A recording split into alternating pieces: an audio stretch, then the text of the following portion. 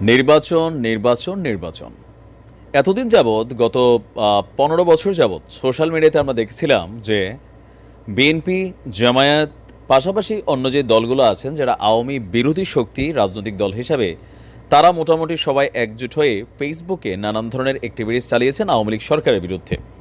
পাশাপাশি যে বৈষম্য বিরোধী আন্দোলন হয়েছে সেখানেও কিন্তু সরব উপস্থিতি ছিল প্রত্যেকটা দলেরই রাজনৈতিক কর্মীদের।